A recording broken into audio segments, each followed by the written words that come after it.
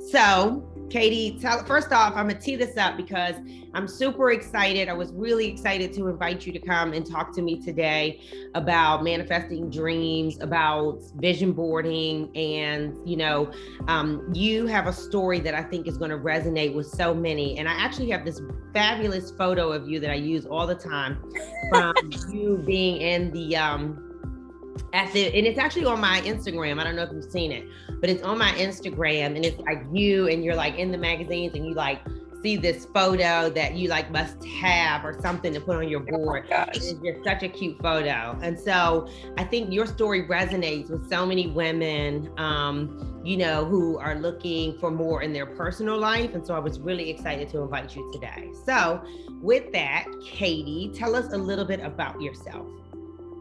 All right. Well, my name is Katie. I am currently an admin at Amerigroup. I'm a dog mom, got 2 precious dogs. We are coming up on our 1-year wedding anniversary in July. Talk to us a little bit about that process of creating what you saw for yourself, right?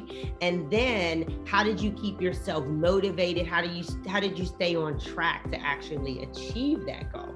And other goals that you had on the board, but that one in particular, because there's a lot of ladies out here talking about I want a man. So the 2 biggest things I had on that board was getting married and owning a house. And I have accomplished both of those things. I think a lot of women, like as little girls, you envision this wedding. I know for like myself, I grew up on Disney and all these princesses and Prince Charming and all of this stuff. So I think you just have to really focus on yourself. And I know this is so cliche, like focus on yourself and the right person will come along. For a long time, I didn't believe that. I was always out there like looking for a guy. And eventually I said, okay, I've had all these failed relationships. None of them are working out.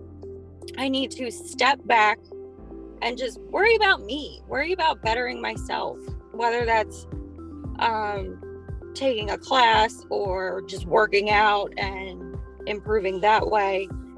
I think it's really important to better yourself mentally and let go of all of those past issues with other relationships go before you jump into a different relationship, because you don't want to bring baggage from other relationships into a new one, because it's just not going to work.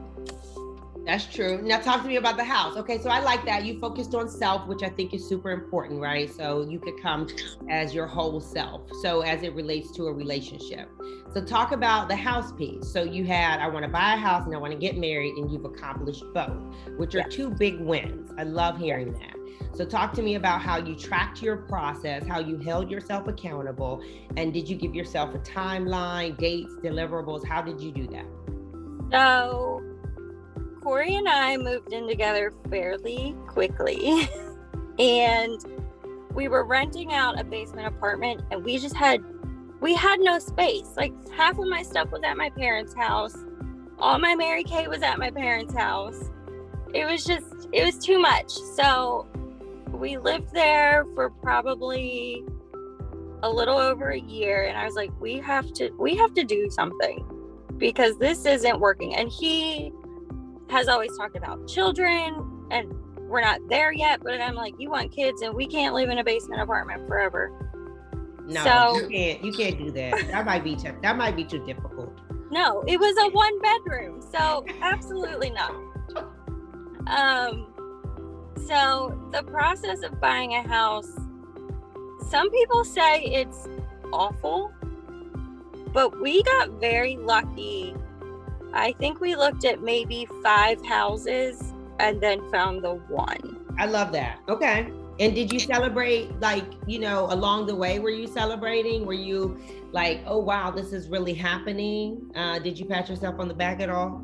Absolutely. You know, it wasn't something like, it's obviously something I've always wanted, but I wasn't really sure when I feel like women put a timeline on things. Like, I should be here at this age. And along the way, I've learned that that's not how it is.